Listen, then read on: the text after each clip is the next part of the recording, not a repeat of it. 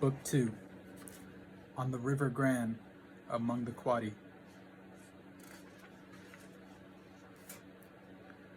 When you wake up in the morning, tell yourself, the people I deal with today will be meddling, ungrateful, arrogant, dishonest, jealous, and surely.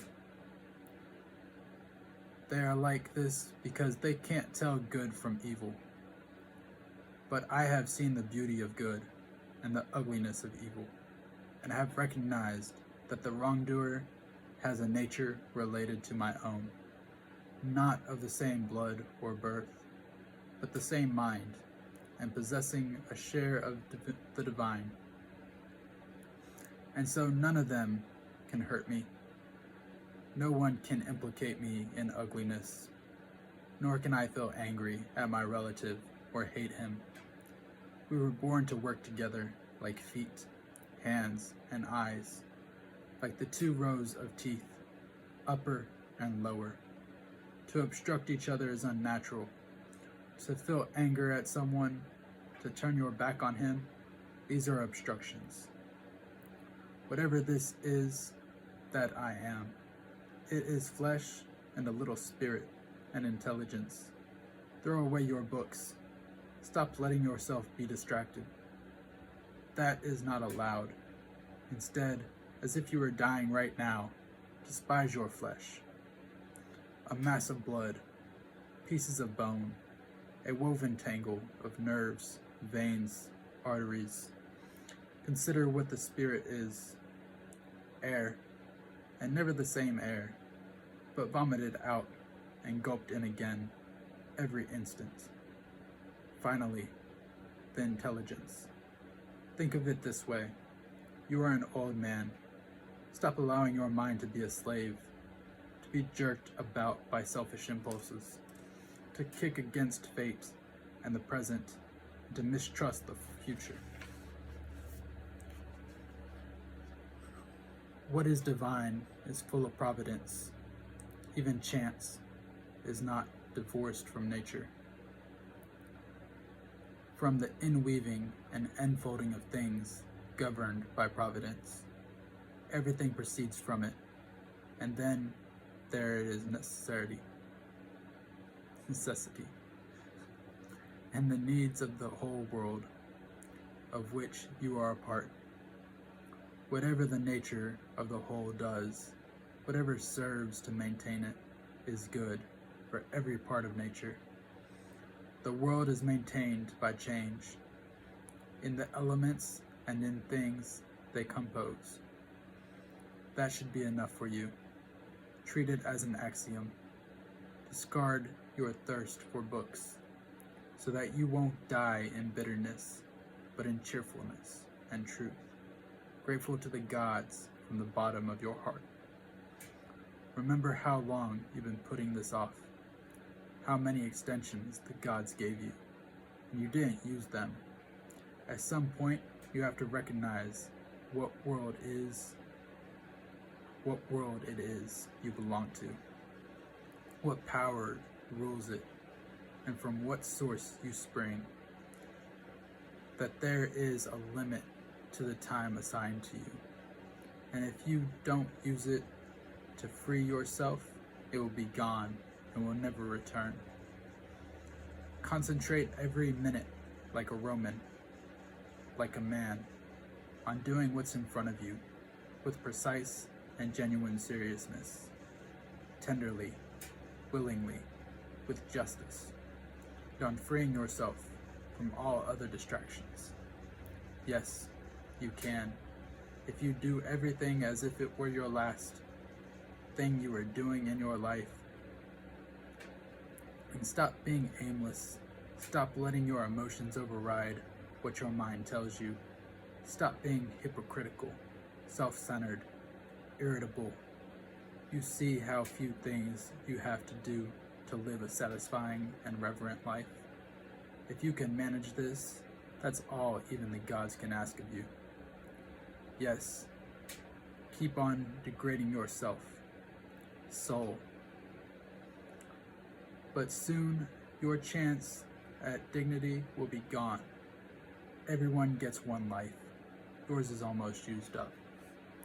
And instead of treating yourself with respect, you have entrusted your own happiness to the souls of others.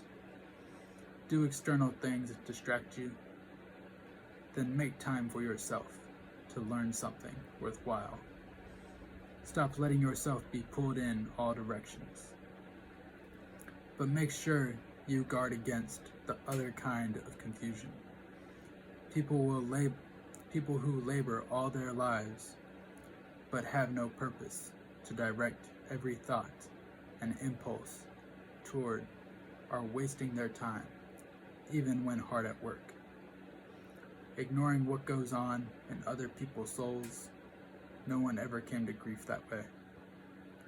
But if you won't keep track of what your own soul is doing, how can you not be unhappy? Don't ever forget these things. The nature of the world, my nature, how I relate to the world, what proportion of it I make up. That you are part of nature, and no one can prevent you from speaking and acting in harmony with it, always. In comparing sins, Theophratus says that the ones committed out of desire are worse than the ones committed out of anger, which is good philosophy. The angry man seems to turn his back on reason out of a kind of pain, an inner compulsion. But the man motivated by desire, who is mastered by pleasure, seems somehow more self-indulgent, less manly in his sins. Theophratus is right. The philosophically sound to say that the sin committed out of pleasure deserves a harsher rebuke than the one committed out of pain. The angry man is more like a victim of wrongdoing, provoked by pain to anger. The other man rushes into wrongdoing on his own, moved to action by desire. You could leave life right now. Let that determine what you do and say and think. If the gods exist, then to abandon human beings is not frightening. The gods would never subject you to harm. And if they don't exist, or don't care what happens to us, what would be the point of living in a world without gods or providence? But they do exist. They do care what happens to us and everything a person needs to avoid real harm they have placed within him. If there were anything harmful on the other side of death, they would have made sure that the ability to avoid it was within you. If it doesn't harm your character, how can it harm your life? Nature would not have overlooked such dangers through failing to recognize them, or because it saw them but was powerless to prevent or correct them. Nor would it ever, through inability or incompetence, make such a mistake as to let good and bad things happen indiscriminately to good and bad alike. But death and life, success and failure, pain and pleasure, wealth and poverty, all these happen to good and bad alike. They are neither noble nor shameful, and hence neither good nor bad.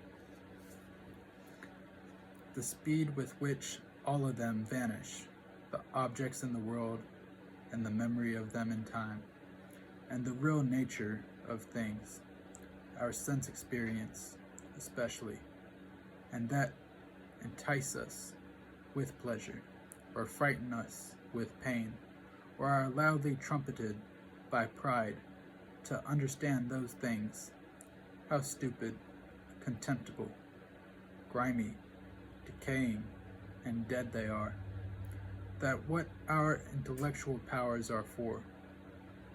That's what our intellectual powers are for.